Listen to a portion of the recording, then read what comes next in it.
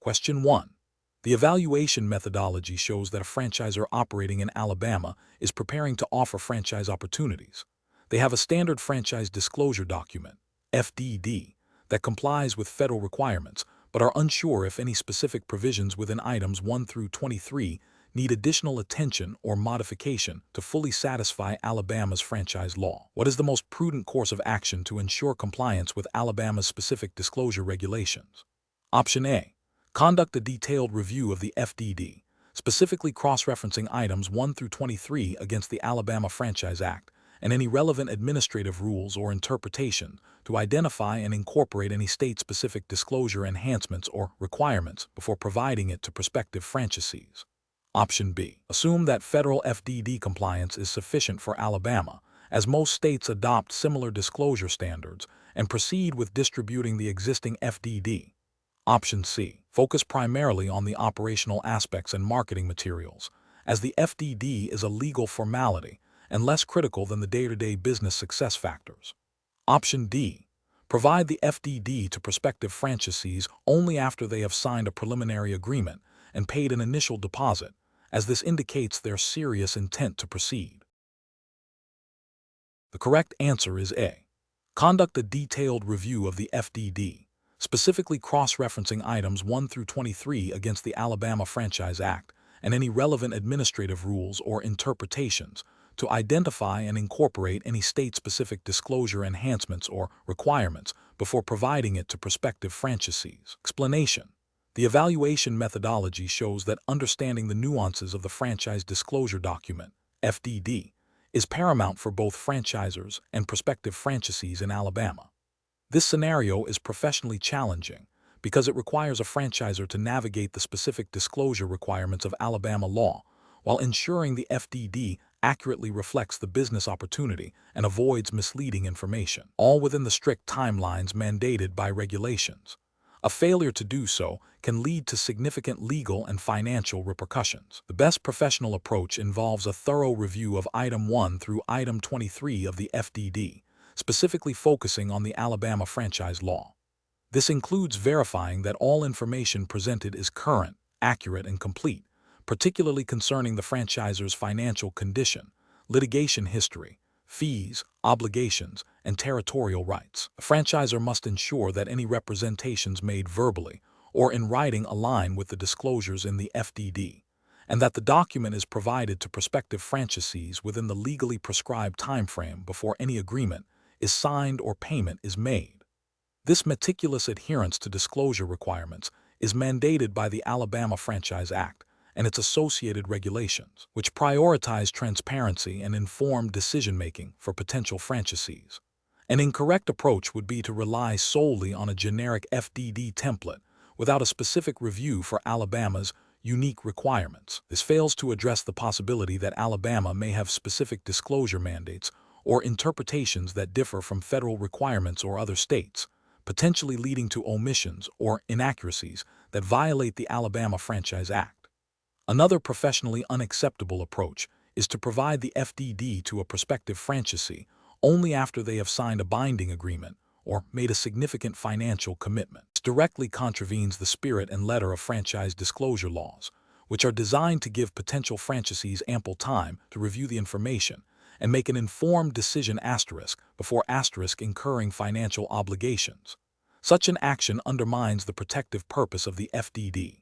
Furthermore, omitting or downplaying material information within items 1 through 23, such as significant ongoing litigation or substantial changes in the franchisor's financial health, constitutes a serious ethical and legal breach. The Alabama Franchise Act requires full and fair disclosure of all material facts that a reasonable prospective franchisee would consider important in making an investment decision.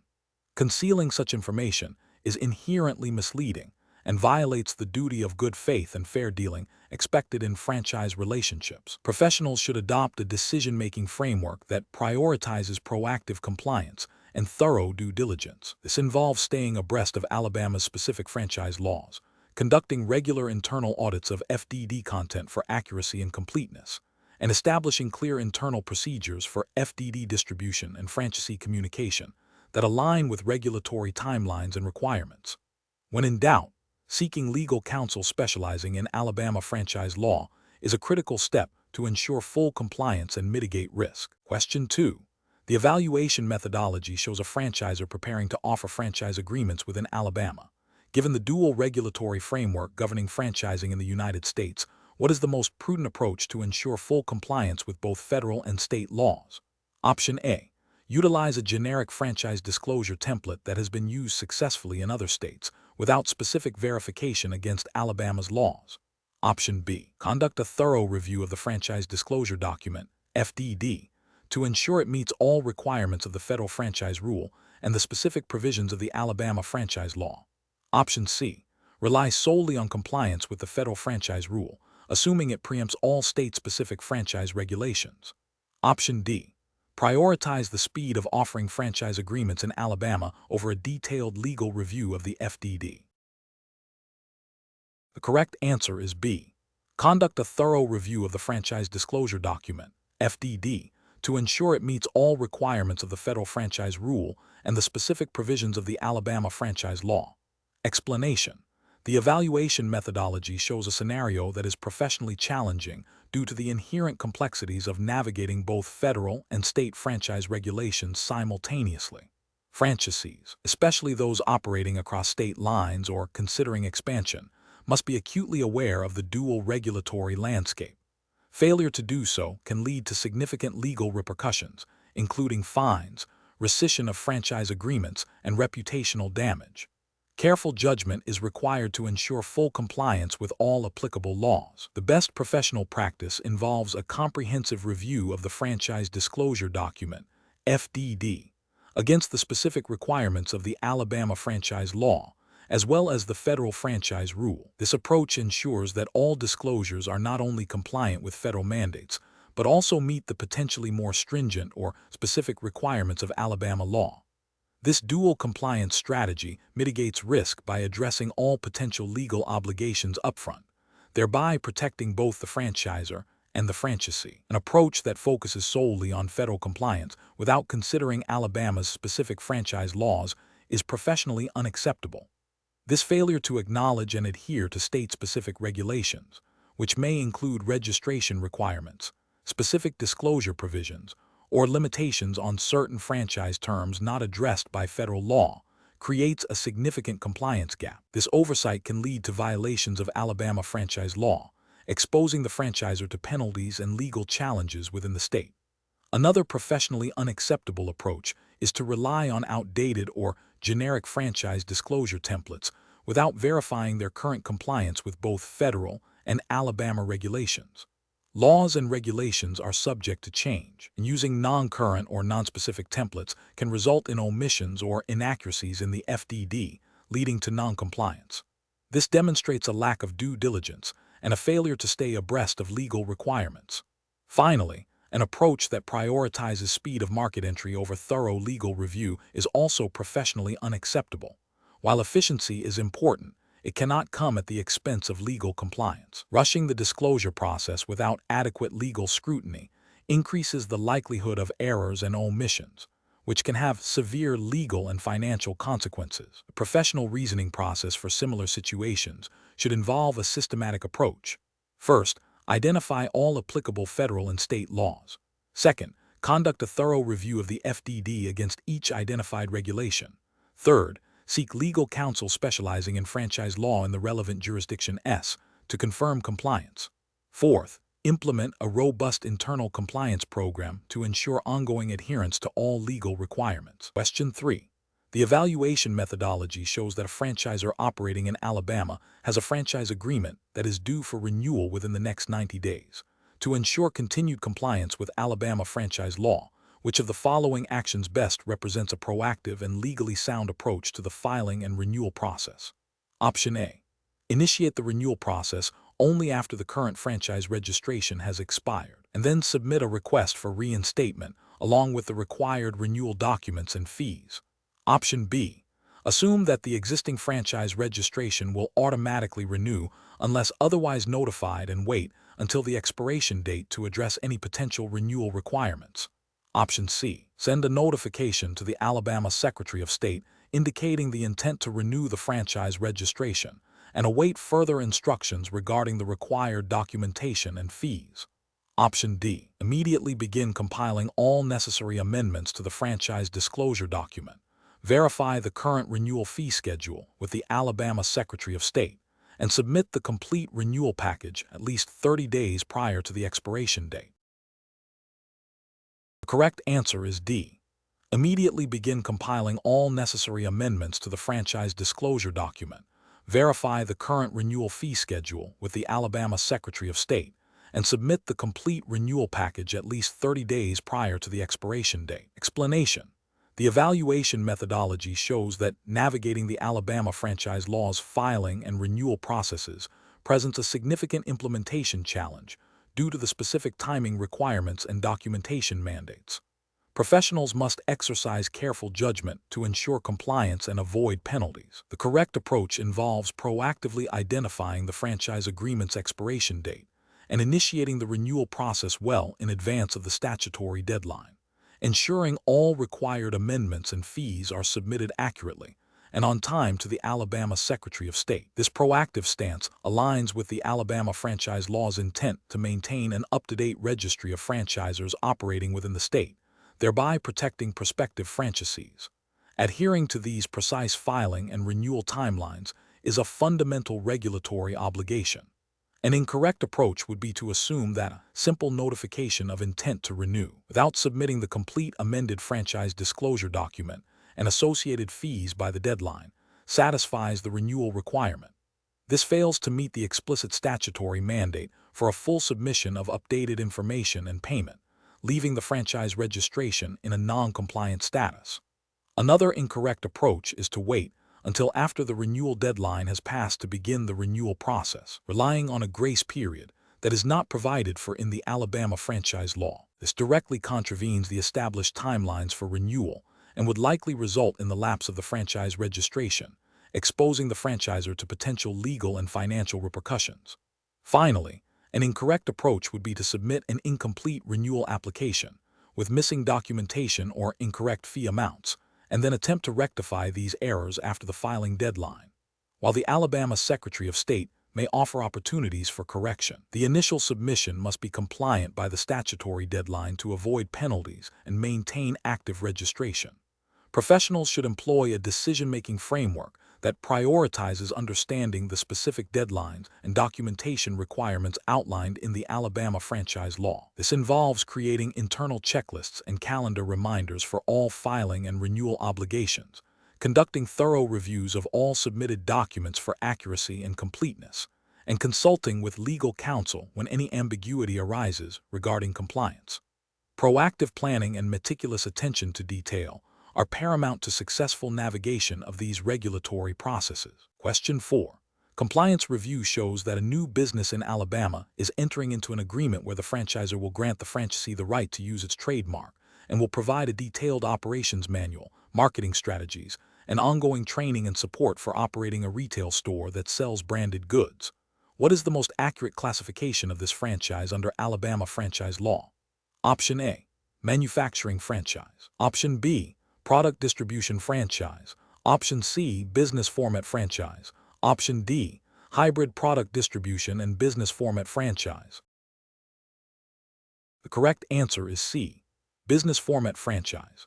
Explanation: this scenario presents a professional challenge because it requires distinguishing between different franchise types under Alabama law, specifically when a business model incorporates elements of multiple categories. Misclassifying a franchise can lead to noncompliance with Alabama franchise law, potentially resulting in penalties, rescission rights for the franchisee, and reputational damage. Careful judgment is required to accurately identify the primary nature of the franchise agreement. The correct approach involves a thorough examination of the agreement to determine the dominant characteristic of the relationship. If the franchisor is primarily licensing the use of trademark and providing a comprehensive system for operating the business, including marketing, operational procedures, and ongoing support, it aligns with the definition of a business format franchise under Alabama law. This classification is correct because Alabama franchise law, like many state laws, broadly defines business format franchises to encompass these comprehensive systems, distinguishing them from simple product distribution or manufacturing arrangements where the focus is on the sale of goods or the right to produce them. The emphasis on a standardized operating system and ongoing support is the hallmark of this franchise type. An incorrect approach would be to classify the franchise solely based on the fact that the franchisee will be selling branded products. While product sales are a component, this overlooks the franchisor's provision of a complete business system, which is the defining feature of a business format franchise. This misclassification fails to recognize the broader scope of the franchisor's obligations and the franchisee's reliance on the franchisor's established business model, potentially leading to non-compliance with registration and disclosure requirements specific to business format franchises. Another incorrect approach would be to label it a manufacturing franchise simply because the franchisee will be producing goods for sale under the franchisor's brand. This ignores the critical element of the franchisor providing a comprehensive system for operating the entire business, not just the manufacturing process. Alabama franchise law distinguishes manufacturing franchises, where the primary right granted is to produce goods, from business format franchises, where the right is to operate a business according to a prescribed system. Finally, classifying it as a product distribution franchise without considering the integrated business system would be an error. While product distribution is involved, the core of the agreement, as described, is the licensing of a trademark and the provision of a complete operational framework, which extends beyond mere distribution. This overlooks the extensive support and standardization that characterize a business format franchise under Alabama's regulatory framework. Professionals should approach such situations by first identifying the core rights and obligations being transferred in the franchise agreement. They should then compare these to the statutory definitions of different franchise types within Alabama franchise law. If the agreement grants a license to use a trademark and requires adherence to a comprehensive system of operations, marketing, and management, with ongoing support from the franchisor, it is most likely a business format franchise, regardless of whether branded products are sold or manufactured. Question 5. Regulatory review indicates that a prospective franchisee in Alabama is considering investing in a new franchise opportunity.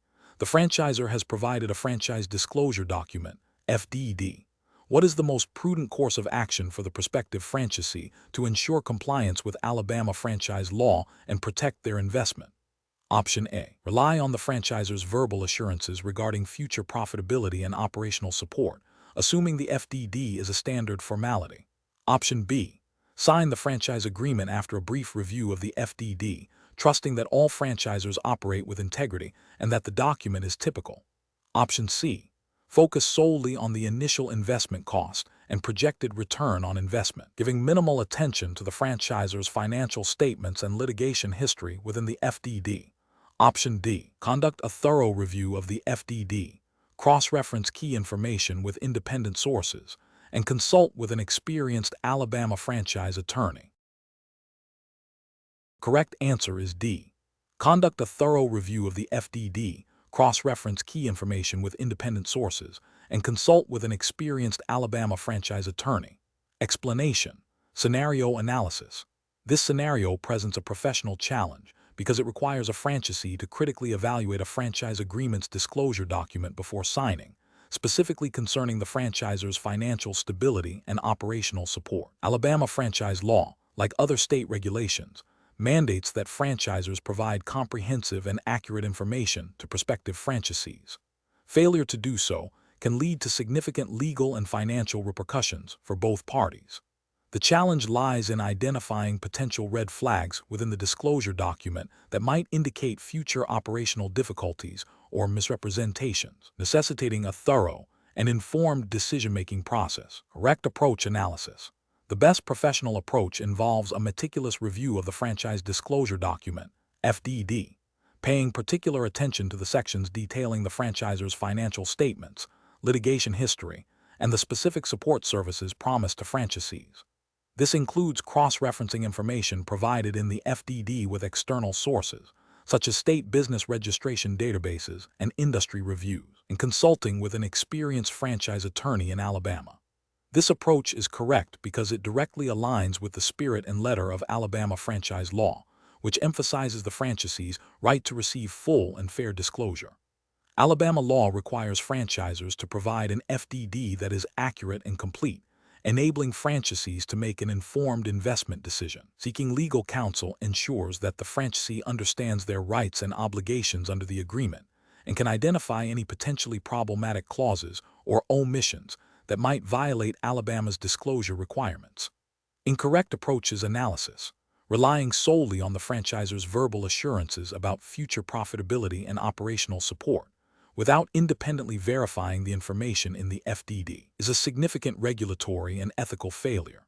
Alabama franchise law requires written disclosures, and verbal promises are not legally binding in the same way. This approach ignores the due diligence mandated by the law and leaves the franchisee vulnerable to misrepresentation.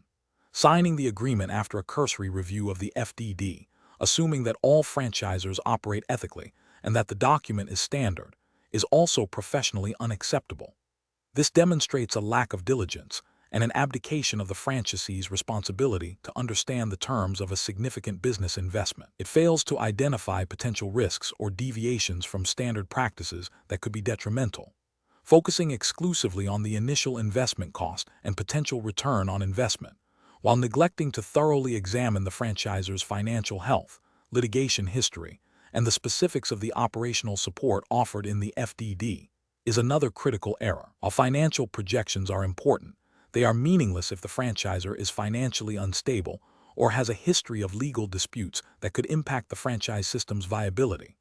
This approach prioritizes short-term financial gains over long-term operational stability and legal compliance. Professional reasoning.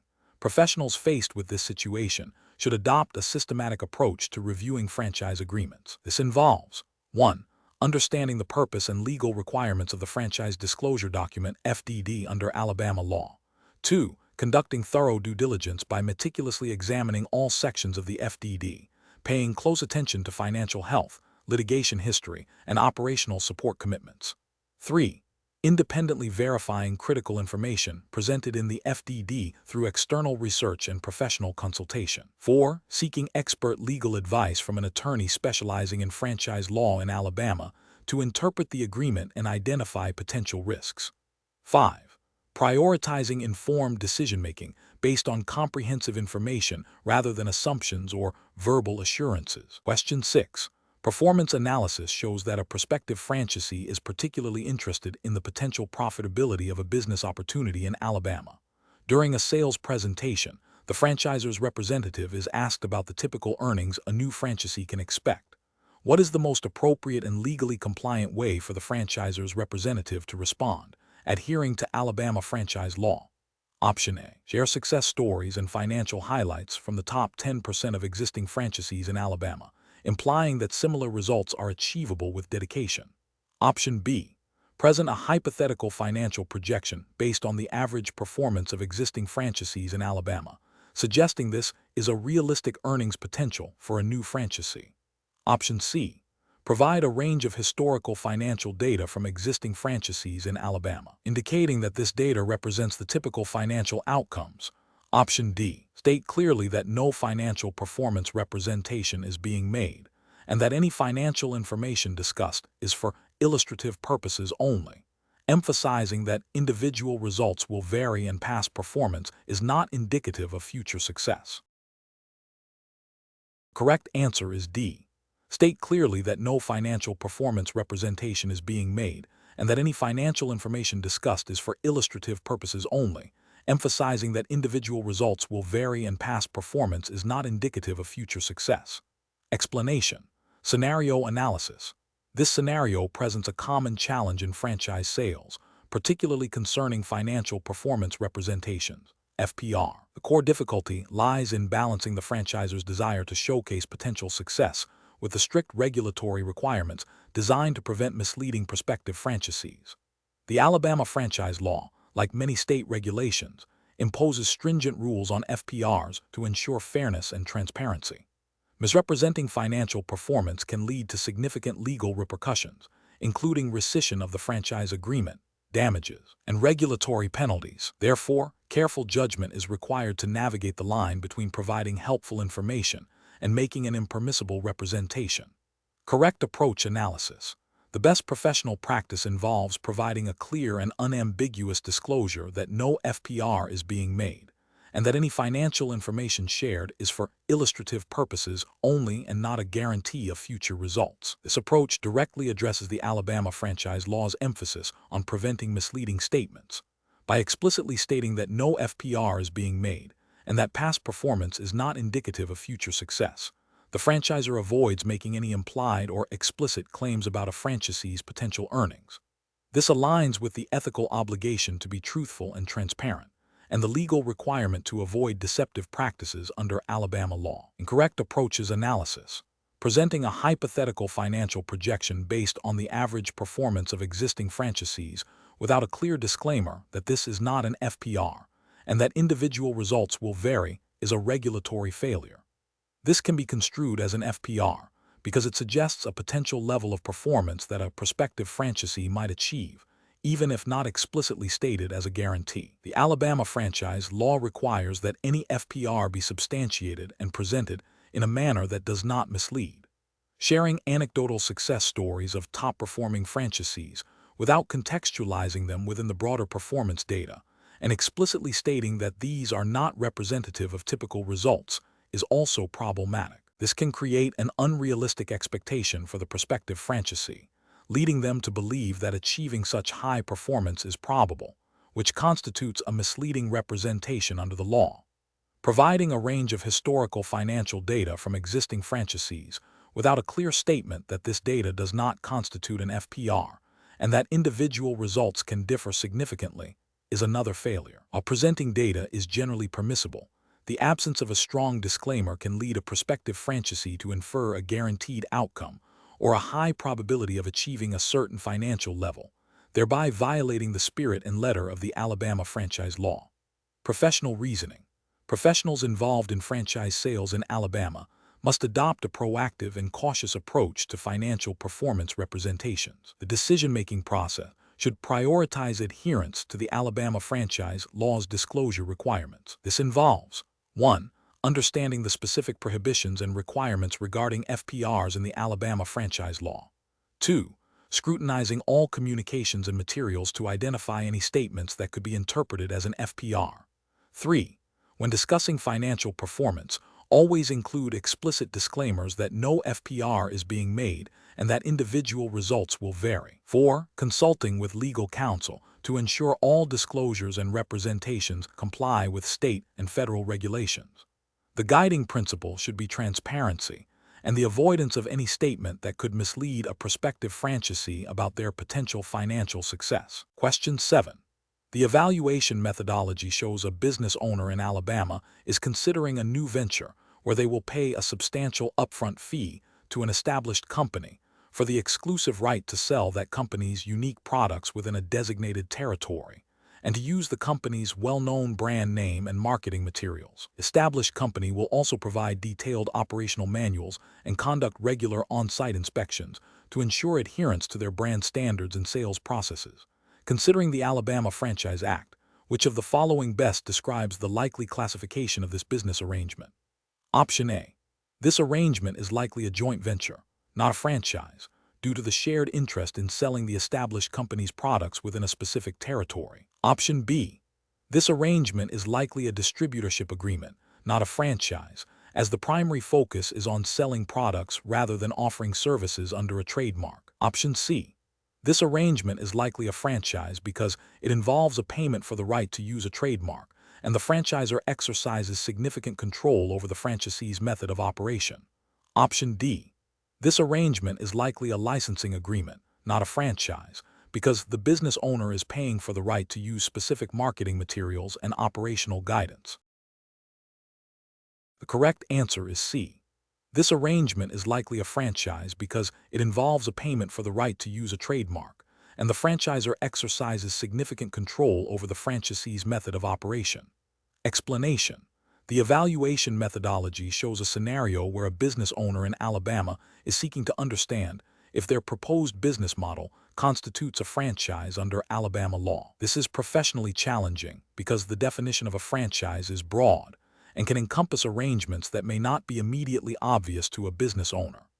Mischaracterizing a business relationship can lead to significant legal and financial penalties, including the requirement to register the franchise, provide extensive disclosures, and comply with ongoing regulatory obligations. Careful judgment is required to accurately assess the elements of the relationship against the statutory definition. The correct approach involves a meticulous examination of the proposed business arrangement against the specific statutory definition of a franchise as outlined in the Alabama Franchise Act.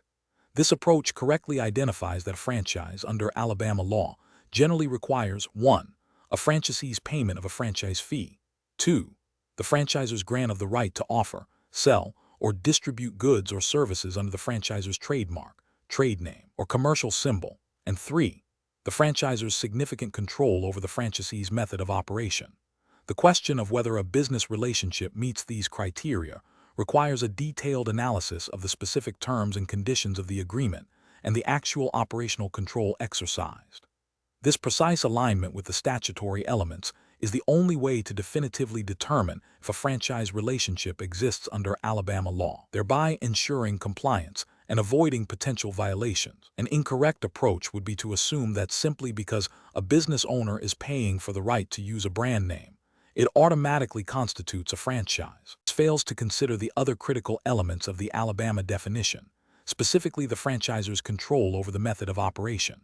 Another incorrect approach would be to focus solely on the payment of a fee without assessing whether that fee is for the right to use a trademark or for other services.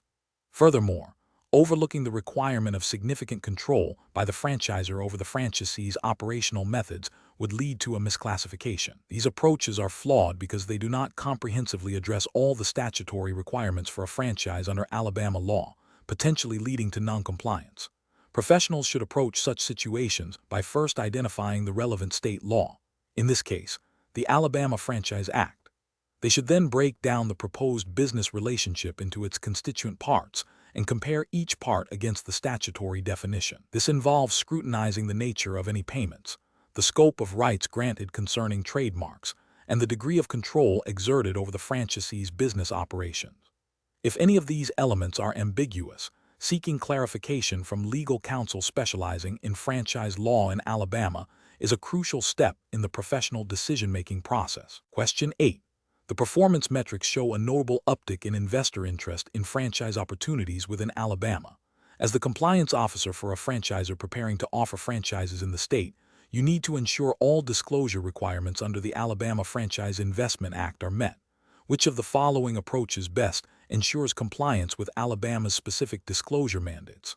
Option A. Thoroughly review the Alabama Franchise Investment Act and its administrative rules to identify all mandatory disclosure items, ensuring the franchise disclosure document, FDD, and any supplemental materials fully incorporate these specific Alabama requirements, which may include additional information beyond federal mandates. Option B. Provide a condensed version of the FDD, highlighting only the most significant financial and operational aspects of the franchise, as investors are unlikely to read extensive documentation. Option C. Rely exclusively on the federal franchise rule disclosure requirements, assuming they are sufficient for all states, including Alabama. Option D. Assume that disclosure requirements are uniform across all U.S. states and that a standard FDD used in other states will automatically satisfy Alabama's specific legal obligations. The correct answer is A. Thoroughly review the Alabama Franchise Investment Act and its administrative rules to identify all mandatory disclosure items, ensuring the franchise disclosure document, FDD, and any supplemental materials fully incorporate these specific Alabama requirements, which may include additional information beyond federal mandates. Explanation. The performance metrics show a significant increase in investor inquiries regarding the Alabama Franchise Investment Act's disclosure requirements. This scenario is professionally challenging because it requires a precise understanding of Alabama-specific disclosure obligations, balancing the need for comprehensive investor information with the practicalities of franchise sales. Misinterpreting or failing to adhere to these requirements can lead to significant legal and reputational damage for the franchisor. The best approach involves meticulously reviewing the Alabama Franchise Investment Act and its associated regulations to identify all mandatory disclosure items. This includes ensuring that the franchise disclosure document, FDD, contains all information required by Alabama law, such as specific financial performance representations, details on litigation history, and information about the franchisor's experience. Furthermore, it necessitates confirming that any supplemental disclosures or offering circulars are compliant with Alabama's specific rules, which may go beyond federal requirements. This approach is correct because it directly addresses the legal mandate to provide investors with all material information necessary to make an informed investment decision, as stipulated by the Alabama Franchise Investment Act. Adherence to these specific state requirements is paramount for legal compliance and ethical conduct. An approach that relies solely on the federal franchise rule for disclosure, without verifying Alabama-specific additions, is incorrect. It fails to meet the state's potentially more stringent requirements, exposing the franchisor to violations of the Alabama Franchise Investment Act. Another incorrect approach is to provide only a summary of key information without the full, detailed disclosures mandated by Alabama law. This deprives investors of the comprehensive information they are legally entitled to, undermining the purpose of disclosure regulations. Finally, an approach that assumes all states have identical disclosure requirements is fundamentally flawed. Each state has the authority to enact its own franchise laws, and failing to recognize and comply with Alabama's unique provisions is a direct contravention of the Act.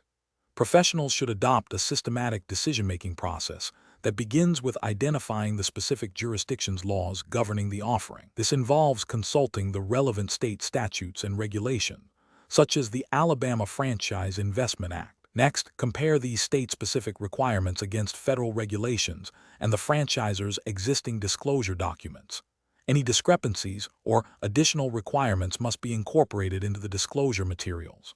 Regular training and updates on franchise law, particularly state-specific nuances, are crucial for maintaining compliance. Question 9. The evaluation methodology shows that when reviewing a franchise agreement under the Alabama Franchise Act, what is the most critical component to ensure a compliant and mutually beneficial relationship? Option A. Expediting the signing of the agreement after a cursory review, relying on the assumption that the franchisor's standard contract is legally sound and fair. Option B. Focusing exclusively on the franchisor's obligations for initial training and marketing support, while deferring detailed examination of territory exclusivity and renewal rights. Option C. Prioritizing the negotiation of the lowest possible initial franchise fee and ongoing royalty rates, assuming other aspects will be managed through standard industry practices. Option D. A comprehensive understanding of all contractual clauses, including operational support, territory rights, fees, and termination provisions, as detailed in the disclosure document and the agreement itself. The correct answer is D. A comprehensive understanding of all contractual clauses, including operational support, territory rights, fees, and termination provisions, as detailed in the disclosure document and the agreement itself. Explanation. The evaluation methodology shows that understanding the key components of franchise agreements under Alabama law is crucial for both franchisors and franchisees. This scenario is professionally challenging because a franchise agreement is a complex legal document with significant financial and operational implications. Misinterpreting or overlooking critical clauses can lead to disputes, regulatory violations, and ultimately, the failure of the franchise relationship.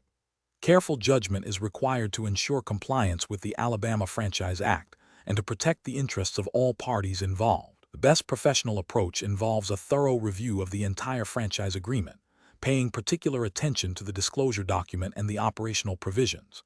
This includes understanding the initial franchise fee, ongoing royalties, advertising contributions, territory rights, training and support obligations, and termination clauses. A comprehensive understanding ensures that both parties are aware of their rights and responsibilities, fostering a transparent and compliant franchise relationship. This aligns with the spirit and letter of the Alabama Franchise Act, which aims to promote fair dealing and prevent deceptive practices by requiring clear and accurate disclosures and defining the essential terms of the franchise relationship. An incorrect approach would be to focus solely on the financial aspects, such as the initial fee and royalty structure, while neglecting the operational support and territory provisions. This failure to consider the franchisor's obligations for training, marketing, and site selection, as well as the franchisee's exclusive or non-exclusive rights to a territory, can lead to misunderstandings and disputes, regarding performance expectations and market exclusivity. Such an oversight could violate the Alabama Franchise Act's intent to ensure that franchisees receive the promised support and operate within clearly defined parameters. Another incorrect approach is to assume that standard industry practices will automatically apply, even if they are not explicitly detailed in the Alabama Franchise Agreement. Relying on unwritten understandings or industry norms without clear contractual language can lead to significant disagreements, especially concerning issues like renewal rights, transferability of the franchise, or the franchisor's right to modify operational standards. This disregard for the specific terms of the executed agreement, which must comply with Alabama law, opens the door to potential breaches and legal challenges.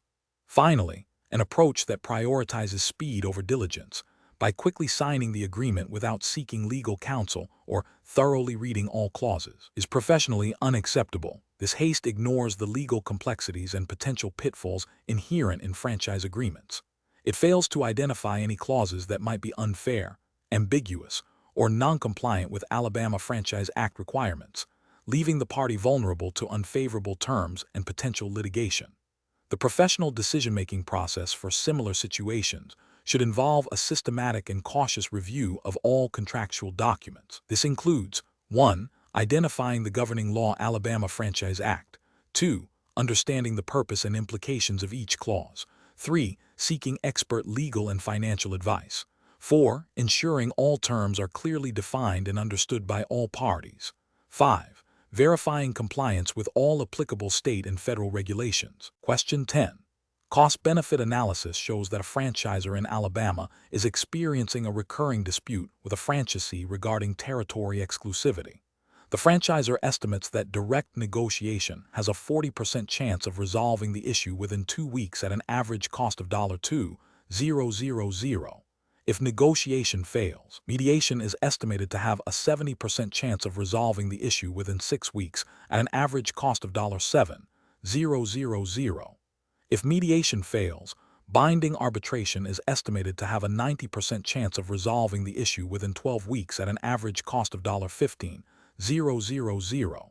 If arbitration fails, litigation is estimated to have a 95% chance of resolving the issue within 24 weeks at an average cost of $50,000. What is the expected cost of resolving this dispute using a tiered approach that prioritizes negotiation, then mediation, then arbitration, and finally litigation as a last resort? Option A, $13,300. Option B, $10,500. Option C, $15,000. Option D, $11,700. Correct answer is A, $13,300. Explanation. This scenario presents a common challenge in franchise disputes, balancing the cost and time efficiency of dispute resolution with the potential for a comprehensive and binding outcome. The Alabama franchise law, while not dictating a specific dispute resolution method, implies a need for fair and efficient resolution that upholds the franchise agreement and Alabama's business environment. Professionals must consider the financial implications, the desired level of finality, and the potential impact on the ongoing franchisor-franchisee relationship. The most professionally sound approach involves a structured, multi-stage dispute resolution process that prioritizes cost-effectiveness and preserves relationships where possible, while ensuring a definitive resolution if necessary. This begins with informal negotiation, escalating to mediation if direct talks fail. Mediation, facilitated by a neutral third party, allows both parties to explore solutions collaboratively, often leading to mutually agreeable outcomes that are less adversarial and more cost-effective than litigation. If mediation is unsuccessful, arbitration offers a more formal, binding process that is typically faster and less expensive than traditional court proceedings, providing a definitive resolution without the extensive discovery and procedural complexities of litigation. This tiered approach aligns with the principles of efficient dispute resolution and the practical realities of franchise operations in Alabama. An approach that immediately resorts to litigation is professionally deficient.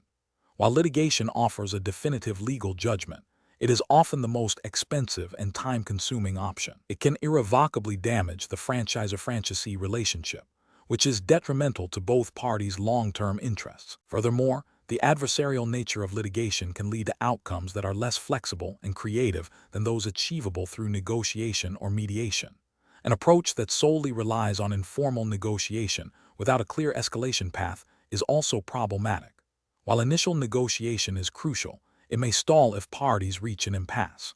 Without a plan to move to more structured dispute resolution, the dispute can linger indefinitely, causing ongoing financial and operational strain. This lack of a defined resolution mechanism can be seen as professionally negligent in managing business disputes. Finally, an approach that mandates binding arbitration as the first step, bypassing negotiation and mediation, is also not the most ideal.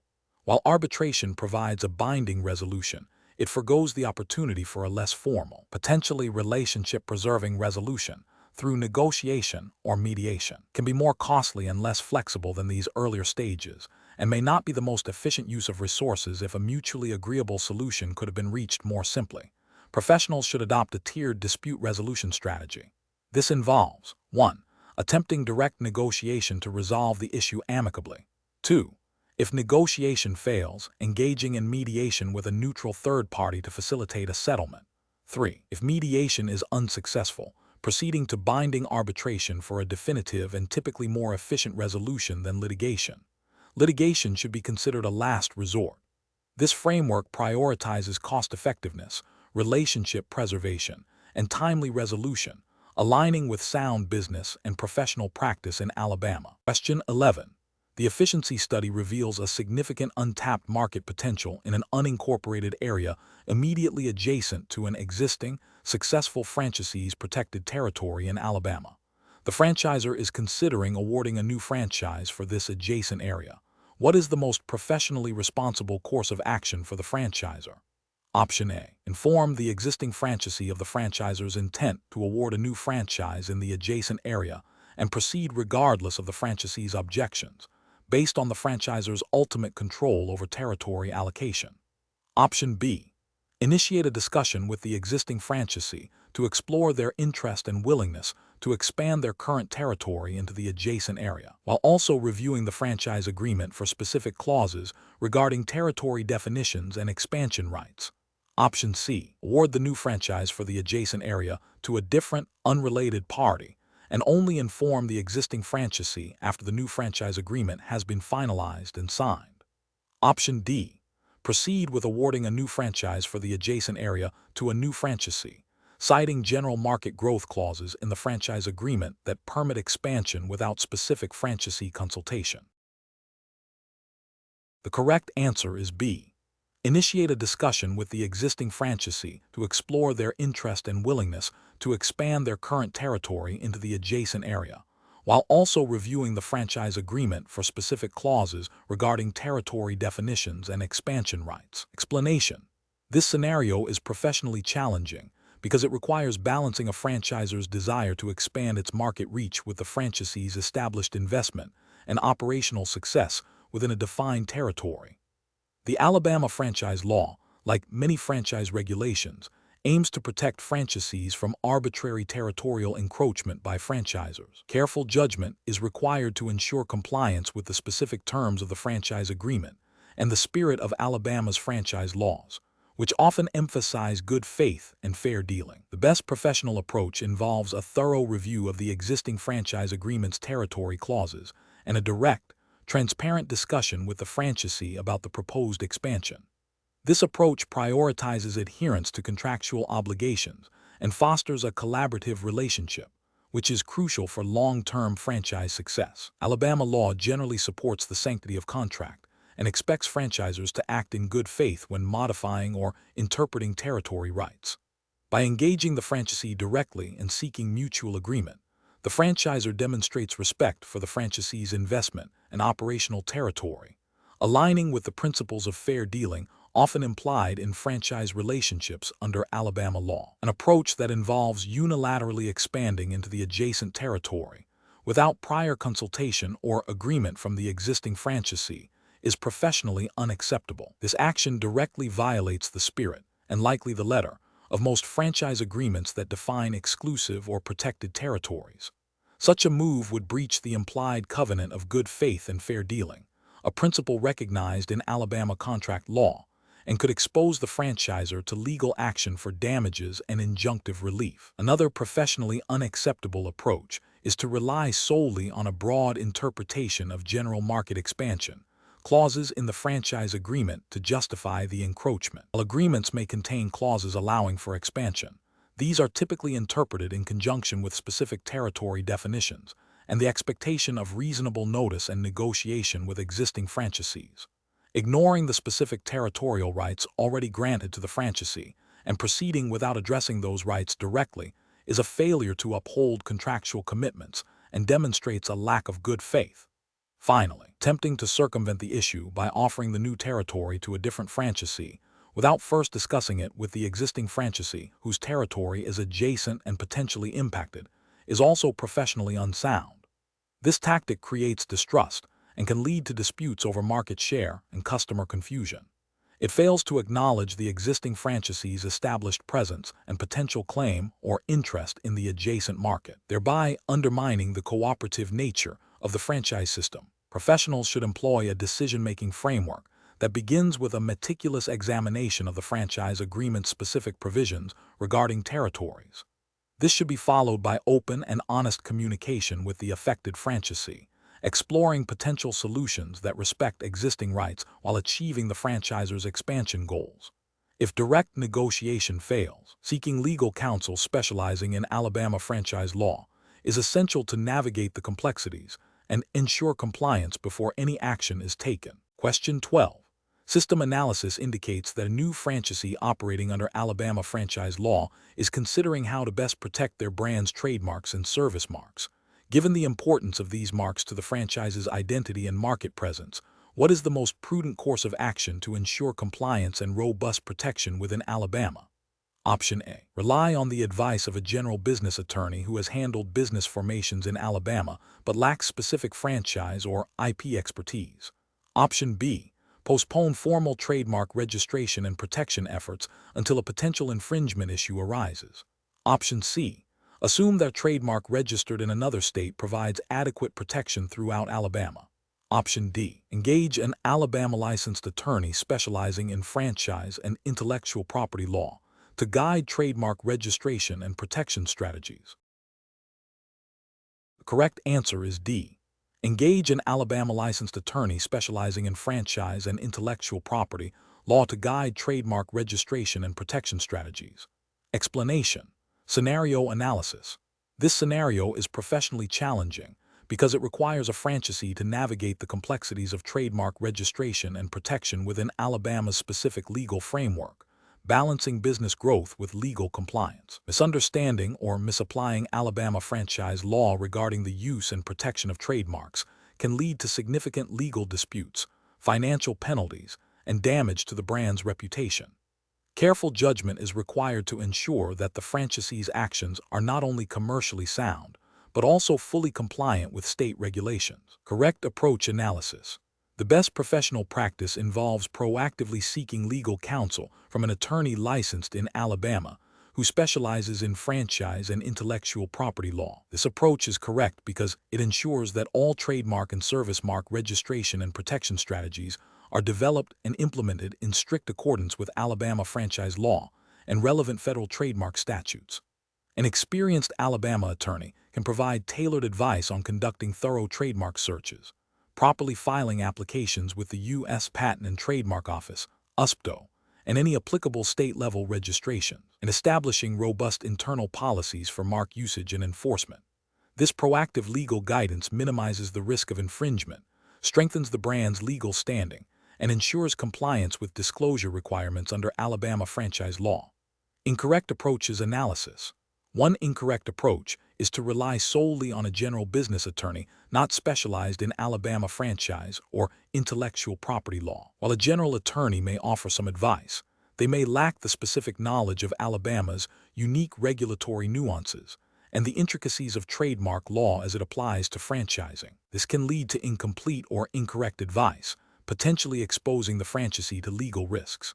Another incorrect approach is to assume that trademark registered in another state automatically provides sufficient protection in Alabama. Trademark rights are primarily governed by federal law, but state laws can impose additional requirements or offer specific protections. Without understanding Alabama's specific requirements, a franchisee might be operating with inadequate protection within the state. A further incorrect approach is to delay trademark registration and protection efforts until a dispute arises. This reactive strategy is highly risky. It can result in the inability to register the mark due to prior use by another party, costly litigation to defend existing use, and significant damage to the brand's reputation and market position. Proactive registration and protection are fundamental to establishing and maintaining exclusive rights to a mark. Professional reasoning. Professionals should adopt a proactive and legally informed approach to trademark and service mark management. This involves identifying the need for legal expertise early in the business development process, particularly when operating under a franchise agreement in a specific state like Alabama. The decision-making process should prioritize compliance with all applicable state and federal laws, seeking specialized legal counsel to ensure accurate registration, proper usage, and effective enforcement of intellectual property rights. This systematic approach mitigates risk and builds a strong foundation for brand growth and protection. Question 13. Quality control measures reveal that a franchisee in Birmingham, Alabama, has been sharing detailed proprietary marketing strategies provided by the franchisor with a non-affiliated business owner in the same city. The franchisor has expressed concern that these strategies constitute trade secrets under Alabama law and are being misused in violation of the franchise agreement. Which of the following represents the most professionally responsible course of action for the franchisee? Option A. Immediately cease all sharing of the franchisor's marketing strategies and initiate a thorough review of the franchise agreement's confidentiality provisions and relevant Alabama trade secret laws. Option B. Share the marketing strategies with a competitor in an attempt to gain leverage in future negotiations with the franchisor. Option C. Continue to use the marketing strategies but make minor modifications to avoid direct replication, assuming these changes will circumvent any legal or contractual issues. Option D. Downplay the franchisor's concerns, attributing them to standard franchise oversight, and continue the current practices without further investigation. The correct answer is A. Immediately cease all sharing of the franchisor's marketing strategies and initiate a thorough review of the franchise agreement's confidentiality provisions and relevant Alabama trade secret laws. Explanation. This scenario presents a professional challenge because it requires balancing the legitimate business need to protect proprietary information with the legal obligations and ethical considerations surrounding intellectual property, specifically trade secrets, under Alabama law. The franchise agreement likely contains specific clauses regarding the use and protection of the franchisor's confidential information, and the franchisee's actions could inadvertently or intentionally breach these terms, leading to legal disputes and damage to the franchisor's competitive advantage. Careful judgment is required to ensure compliance with both contractual obligations and relevant Alabama trade secret law. The best professional approach involves immediately ceasing any unauthorized use or disclosure of the franchisor's proprietary marketing strategies and initiating a formal review of the franchise agreement's confidentiality clauses. This approach is correct because it prioritizes immediate compliance with potential legal obligations and contractual terms. Alabama's Uniform Trade Secrets Act (OTSA), codified in Title 8, Chapter 27 of the Alabama Code, defines trade secrets broadly and provides remedies for their misappropriation. By stopping the unauthorized use, the franchisee mitigates further potential harm and demonstrates good faith.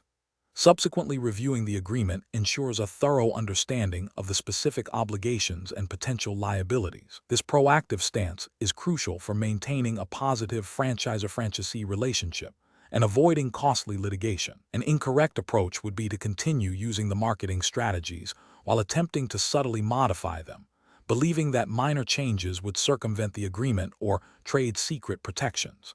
This is professionally unacceptable because it ignores the core issue of unauthorized use and potential misappropriation. Alabama's OTSA protects information that derives independent economic value from not being generally known and is the subject of reasonable efforts to maintain secrecy.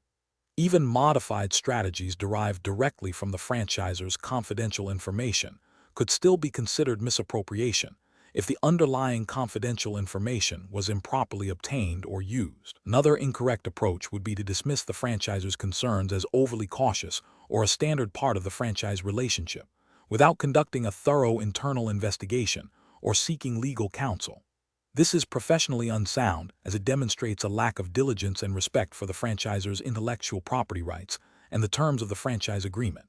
Alabama law, like most jurisdictions, takes the protection of trade secrets seriously, and a cavalier attitude can lead to severe penalties, including injunctive relief and damages. Finally, an incorrect approach would be to immediately disclose the franchisor's marketing strategies to a competitor or use them in a new, independent business venture. This constitutes clear misappropriation under Alabama's OTSA and would likely result in significant legal repercussions, including injunctions, damages, and potential punitive damages, as well as a breach of contract claim by the franchisor. Professionals should adopt a decision-making framework that prioritizes understanding and adhering to contractual obligations and relevant intellectual property laws. This involves 1. Promptly addressing any suspected breach or misuse of confidential information. 2. Thoroughly reviewing all relevant agreements and applicable laws. 3. Seeking expert legal advice when necessary. 4. Acting with integrity and transparency to mitigate risks and maintain professional relationships. Question 14. The assessment process reveals a franchisor in Alabama is preparing a licensing agreement for a new franchisee. Which approach to drafting the disclosure document for this agreement best adheres to Alabama franchise law's principles of transparency and informed decision-making for prospective franchisees? Option A. Providing a disclosure document that is intentionally brief and omits specific details regarding the franchisee's day-to-day operational responsibilities and the franchisor's promised support services. Option B. Presenting a disclosure document that focuses exclusively on the potential profitability and growth opportunities of the franchise, while downplaying or omitting details about associated risks and franchisee obligations. Option C. Providing a comprehensive disclosure document that clearly outlines all material terms and conditions of the licensing agreement, including scope of license, territorial rights, financial obligations, operational standards, support, and termination clauses. Option D. Including ambiguous and vague language in the disclosure document concerning critical aspects of the licensing agreement, such as the term of the license and the grounds for termination. The correct answer is C. Providing a comprehensive disclosure document that clearly outlines all material terms and conditions of the licensing agreement, including scope of license, territorial rights, financial obligations, operational standards, support, and termination clauses. Explanation. Scenario analysis. This scenario is professionally challenging because it requires a nuanced understanding of Alabama franchise law's requirements for licensing agreements, specifically concerning the disclosure of material information to potential franchisees. The challenge lies in balancing the franchisor's desire to protect proprietary information with the legal obligation to provide sufficient detail for a prospective franchisee to make an informed decision. Misinterpreting or omitting critical information can lead to significant legal repercussions, including rescission of the agreement and financial penalties. Careful judgment is required to determine what constitutes material information under Alabama law. Correct approach analysis. The best professional practice involves providing a comprehensive disclosure document that clearly outlines all material terms and conditions of the licensing agreement. This includes, but is not limited to, the scope of the license, territorial rights, royalty and fee structures, operational standards, training and support provided, termination clauses, and any restrictions on the franchisee's business operations. This approach is correct because it directly aligns with the spirit and letter of Alabama franchise law, which mandates full and fair disclosure to prevent deceptive practices and ensure franchisees can assess the viability and risks of the proposed business venture. Providing a complete picture allows the franchisee to understand their obligations and the franchisor's commitments, fostering a transparent and legally sound relationship. Incorrect approach is analysis. One incorrect approach involves providing a disclosure document that is overly brief and omits specific details about the franchisee's operational obligations and the franchisor's support commitments. This is professionally unacceptable because it fails to provide the prospective franchisee with the necessary information to make an informed decision, potentially leading to misunderstandings and disputes down the line. Such an omission could be construed as a violation of Alabama franchise law's disclosure requirements, as it deprives the franchisee of critical insights into the practical aspects of operating the franchised business. Another incorrect approach is to include vague or ambiguous language regarding key aspects of the licensing agreement, such as the duration of the license or the conditions under which it can be terminated. This is professionally unacceptable as it creates uncertainty and leaves room for misinterpretation, which can be detrimental to the franchisee. Alabama franchise law emphasizes clarity and specificity in disclosures to ensure that franchisees fully comprehend their rights and responsibilities. Ambiguity undermines this objective and can expose the franchisor to legal challenges. A third incorrect approach is to present a disclosure document that highlights only the potential benefits of the franchise opportunity without adequately detailing the associated risks, costs, and franchisee obligations. This is professionally unacceptable because it presents a one-sided and potentially misleading picture. Alabama franchise law requires a balanced disclosure that includes both the advantages and disadvantages of the franchise, allowing for a realistic assessment by the prospective franchisee. Failing to disclose material risks or obligations is a direct contravention of the law's intent to prevent deceptive practices. Professional reasoning. Professionals should approach licensing agreements by prioritizing transparency and completeness in their disclosures. This involves a thorough review of Alabama franchise law to identify all mandated disclosure items. A checklist approach, ensuring every required element is addressed with clear and unambiguous language, is advisable. Furthermore, it is prudent to consult with legal counsel specializing in franchise law in Alabama to ensure compliance and to identify any specific nuances or interpretations of the law relevant to the particular licensing agreement. The ultimate goal is to empower the prospective franchisee with all necessary information to make a well-informed business decision, thereby mitigating legal risks for both parties. Question 15. Governance review demonstrates that a franchise broker operating in Alabama is frequently sharing detailed financial projections and operational manuals of franchisors with prospective franchisees during initial exploratory meetings, often without obtaining signed confidentiality agreements beforehand. Which of the following approaches best protects the proprietary information of the franchisors while facilitating the due diligence process for potential franchisees? Option A. Assume that all information discussed during initial exploratory meetings is implicitly understood to be confidential without the need for a formal written agreement. Option B. Casually share proprietary information with potential franchisees during initial meetings, trusting their professional discretion to maintain confidentiality. Option C. Only share proprietary information after a franchise agreement has been fully executed, thereby ensuring commitment from the prospective franchisee. Option D. Implement a policy requiring all prospective franchisees to sign a comprehensive confidentiality agreement before any proprietary information is disclosed, clearly defining the scope of information and permitted uses. The correct answer is D. Implement a policy requiring all prospective franchisees to sign a comprehensive confidentiality agreement before any proprietary information is disclosed, clearly defining the scope of information and permitted uses. Explanation. This scenario is professionally challenging because it requires balancing the legitimate business need to protect proprietary information with the ethical obligation to maintain client confidentiality and avoid conflicts of interest. The Alabama franchise law, while not directly detailing proprietary information protection in the context of franchise sales, operates within a broader legal and ethical framework that governs business conduct and fiduciary duties. A franchise broker's actions must align with principles of good faith, fair dealing, and preventing unfair competition, all of which are implicitly supported by Alabama's regulatory environment for business transactions. The best professional practice involves a proactive and transparent approach to managing proprietary information. This includes clearly defining what constitutes proprietary information, establishing robust internal controls for its handling, and ensuring that all personnel understand their obligations. When engaging with potential franchisees, a broker must implement a structured process that includes obtaining a signed confidentiality agreement before disclosing any sensitive information. This agreement should clearly outline the scope of the information, the permitted uses, and the duration of the confidentiality obligation. This approach directly addresses the need to protect the franchisor's intellectual property while also setting clear expectations for the prospective franchisee, thereby minimizing the risk of misuse or unauthorized disclosure. This aligns with the general principles of responsible business practice and the prevention of unfair advantages that could arise from the improper use of confidential data.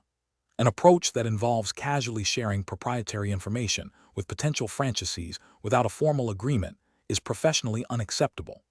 This failure to secure a confidentiality agreement before disclosure creates a significant risk of the information being misused, shared with competitors, or exploited in a manner that harms the franchisor. Demonstrates a lack of diligence and a disregard for the franchisor's valuable intellectual property, potentially violating principles of good faith and fair dealing inherent in business relationships.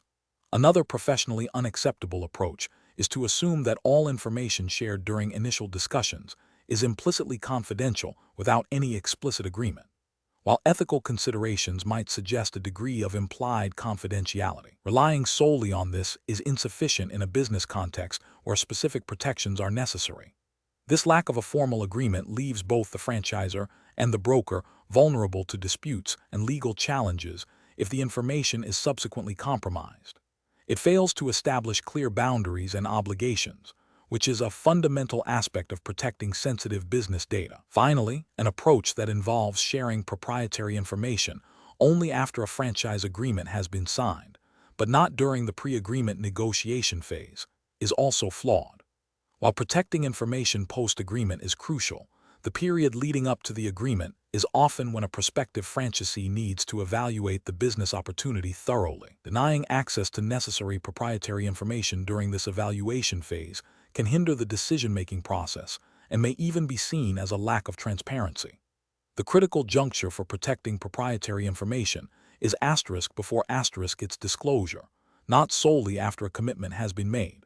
Professionals should adopt a decision-making process that prioritizes risk mitigation and ethical conduct. This involves understanding the nature of the information being handled, identifying potential risks associated with its disclosure, and implementing appropriate safeguards. A key step is to always formalize confidentiality through written agreements, especially when dealing with sensitive or proprietary data. Transparency with all parties involved regarding the terms of confidentiality is also paramount. Question 16. Implementation of a new franchise system in Alabama requires the franchisor to meticulously safeguard its intellectual property. Considering Alabama franchise law, which of the following strategies best ensures the protection and legal enforceability of the franchisor's trademarks and proprietary operational manuals while maintaining compliance? Option A. Formally register all relevant trademarks, service marks, and proprietary operational manuals with the Alabama Secretary of State and clearly define the scope of their use, including usage guidelines and quality control standards, within the franchise agreement. Option B. Develop a comprehensive set of operational manuals that dictate every single aspect of the franchisee's daily business activities, irrespective of whether these details are directly tied to the protection of core intellectual property. Option C. Grant the franchisee broad, unrestricted rights to use all franchisor intellectual property, including trademarks and operational manuals, without imposing specific usage restrictions or quality control measures, to foster franchisee autonomy. Option D. Rely solely on the franchisor's internal brand guidelines and common law trademark rights for protection, assuming these are sufficient to govern the franchisee's use of the brand in Alabama. The correct answer is A. Formally register all relevant trademarks, service marks, and proprietary operational manuals with the Alabama Secretary of State and clearly define the scope of their use, including usage guidelines and quality control standards, within the franchise agreement. Explanation. The scenario presents a common challenge in franchising, balancing the franchisor's need to protect its brand and intellectual property with the franchisee's operational autonomy and the legal requirements of Alabama franchise law. The franchisor must ensure consistency and quality, which are intrinsically linked to its trademarks and proprietary systems, while also respecting the franchisee's rights and the specific disclosure and registration obligations under Alabama law. The challenge lies in crafting agreements and operational guidelines that are both protective and compliant, avoiding actions that could be construed as overreach or a violation of disclosure requirements. The correct approach involves a thorough review and registration of all intellectual property with the Alabama Secretary of State, as mandated by Alabama franchise law. This includes trademarks, service marks, trade names, and any proprietary operational manuals or systems that are integral to the franchise offering. The franchise agreement must clearly define the scope of the franchisee's license to use this intellectual property, outlining usage guidelines, quality control standards, and procedures for addressing any infringement or misuse.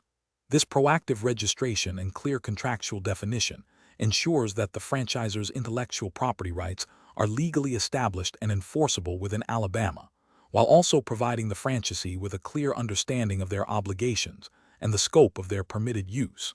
This aligns with the spirit and letter of Alabama franchise law, which emphasizes transparency and the protection of both parties' interests. An incorrect approach would be to rely solely on the franchisor's internal brand guidelines without formally registering the relevant intellectual property in Alabama. Alabama franchise law requires specific disclosures and, where applicable, registration of intellectual property that forms the basis of the franchise offering. Failing to register trademarks or proprietary systems with the state can weaken the franchisor's legal standing and potentially render certain aspects of the franchise agreement unenforceable in Alabama. Another incorrect approach would be to grant the franchisee broad, unrestricted rights to use the franchisor's intellectual property without any quality control mechanisms or clear usage guidelines. This not only risks diluting the brand's value and consistency, but also fails to meet the implicit obligations of a franchisor to maintain brand integrity, which is a cornerstone of franchise relationships and is implicitly supported by the regulatory framework designed to ensure fair dealing. A further incorrect approach would be to include overly restrictive clauses in the franchise agreement that dictate every minute operational detail beyond what is necessary to protect the intellectual property and ensure brand standards. While protecting intellectual property is crucial, excessive control can sometimes blur the lines between franchisor and franchisee, potentially leading to misclassification issues or disputes, and may also conflict with the disclosure requirements by presenting an inaccurate picture of the franchisee's operational autonomy. Professionals should approach intellectual property in franchising by first identifying all core intellectual property assets that define the franchise. This includes trademarks, service marks, trade secrets, proprietary software, operational manuals, and unique business processes. Next, they must research and comply with the specific registration and disclosure requirements of Alabama franchise law for each of these assets. This involves understanding what needs to be filed with the Alabama Secretary of State and how it must be presented in the Franchise Disclosure Document, FDD. Subsequently, the franchise agreement must be meticulously drafted to clearly define the scope of the license granted for the use of this intellectual property, including detailed usage guidelines, quality control standards, and remedies for infringement or misuse. This systematic process ensures legal compliance, protects the franchisor's valuable assets, and provides clarity for the franchisee, fostering a sustainable and legally sound franchise relationship within Alabama. Question 17. To address the challenge of accurately fulfilling franchise tax obligations in Alabama, a business owner must navigate the state's specific legal framework. Which of the following actions best ensures compliance with Alabama's Franchise Tax Act and avoids potential penalties? Option A. Waiting for a notice from the Alabama Department of Revenue before taking any action regarding franchise tax reporting or payment. Option B. Applying general accounting principles to determine net worth without consulting Alabama-specific tax regulations or forms. Option C. Assuming that a business with low annual profits is exempt from franchise tax and therefore not filing any reports or paying any tax. Option D. Thoroughly reviewing the Alabama Department of Revenue's official publications and forms to accurately calculate net worth according to state law, and filing the annual report and franchise tax return with the correct tax payment by the due date. The correct answer is D. Thoroughly reviewing the Alabama Department of Revenue's official publications and forms to accurately calculate net worth according to state law, and filing the annual report and franchise tax return with the correct tax payment by the due date. Explanation. Scenario analysis. This scenario presents a professional challenge for a business owner operating in Alabama, specifically concerning their franchise tax obligations. The core difficulty lies in accurately determining the entity's tax liability and ensuring timely compliance with Alabama Department of Revenue regulations. Misinterpreting the law or failing to adhere to reporting requirements can lead to significant penalties, interest, and reputational damage. The complexity arises from the fact that franchise tax is levied on the privilege of doing business in Alabama and is based on the entity's net worth, requiring careful calculation and understanding of what constitutes net worth for tax purposes. Correct approach analysis. The best professional practice involves proactively understanding the Alabama Franchise Tax Act and its specific reporting requirements. This means consulting the official Alabama Department of Revenue guidance, including relevant statutes and administrative rules, to accurately calculate the entity's net worth as defined by Alabama law. It also necessitates timely filing of the annual report and franchise tax return, along with remitting the calculated tax by the statutory deadline. This approach ensures compliance, minimizes risk of penalties, and demonstrates a commitment to fulfilling legal obligations. The Alabama Department of Revenue provides specific forms and instructions that must be followed precisely. Incorrect approaches analysis. One incorrect approach is to assume that because the business is small or has minimal profits, it is exempt from franchise tax. Alabama's franchise tax is not solely based on profit. It is based on net worth and the privilege of doing business. Failing to investigate the specific net worth thresholds and filing requirements can lead to noncompliance. Another incorrect approach is to rely solely on general business accounting principles without considering Alabama's specific definition of net worth for franchise tax purposes. Alabama law may have specific inclusions or exclusions for calculating net worth that differ from standard accounting practices, and ignoring these specific definitions can result in an inaccurate tax calculation. A third incorrect approach is to delay filing or payment until contacted by the Alabama Department of Revenue. This reactive stance often incurs penalties and interest, and it signals a lack of diligence in meeting tax obligations. Proactive compliance is always the preferred and legally mandated method. Professional reasoning. Professionals facing franchise tax obligations in Alabama should adopt a proactive and informed approach. This involves 1. Identifying the relevant tax jurisdiction and its specific laws, Alabama Franchise Tax Act. 2. Consulting official guidance from the Alabama Department of Revenue for definitions, calculation methods, and filing procedures. 3. Accurately calculating the entity's net worth according to Alabama's specific rules. 4. Completing and filing all required reports and returns by the statutory deadlines. 5. Remitting the correct tax liability promptly. 6.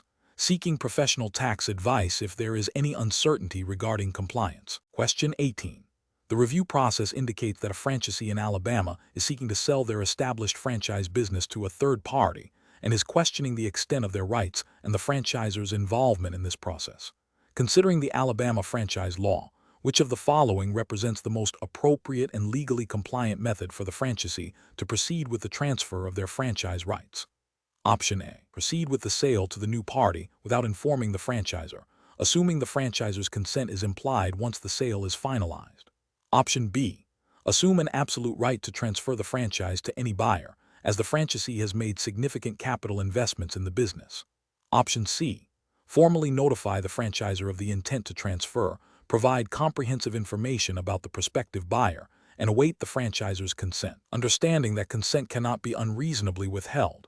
Option D. Structure the transaction as a sale of business assets to a new entity, thereby avoiding the need for franchisor approval of the franchise rights transfer.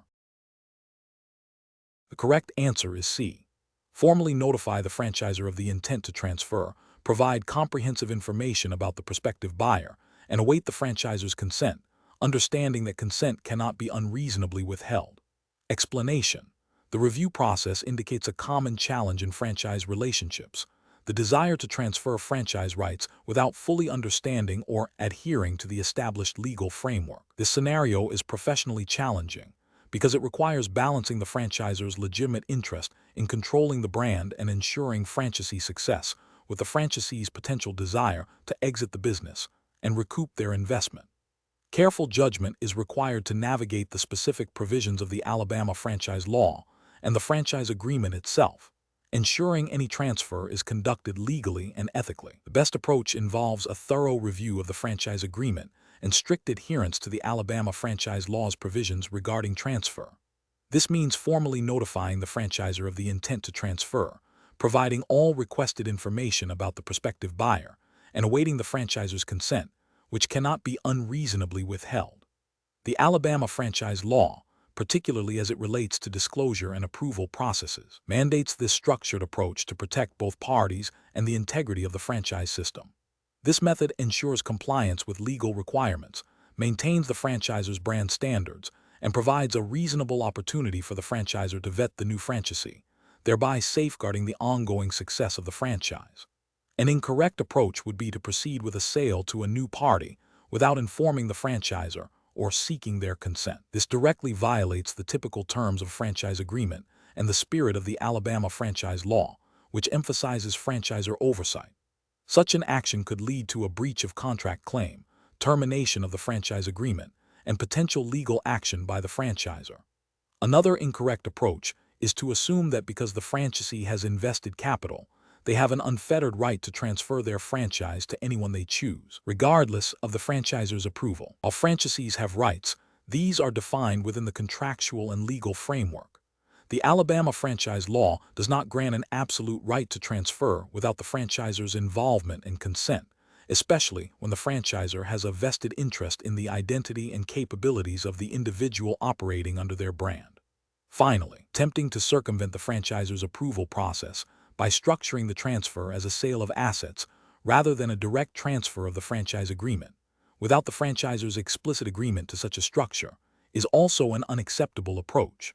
Franchise agreements typically define what constitutes a transfer and require franchisor consent for any such change in ownership or control, regardless of the legal mechanism employed. Professionals should approach franchise transfer situations by first meticulously reviewing the franchise agreement for specific clauses on transfer and assignment. Concurrently, they must consult the relevant sections of the Alabama franchise law to understand statutory requirements and protections. The decision-making process should prioritize open communication with the franchisor, formal submission of all required documentation for the prospective transferee, and patience throughout the approval process, ensuring all actions are compliant and ethically sound. Question 19. A franchisee operating under an agreement governed by Alabama franchise law is approaching the end of their initial 10-year term.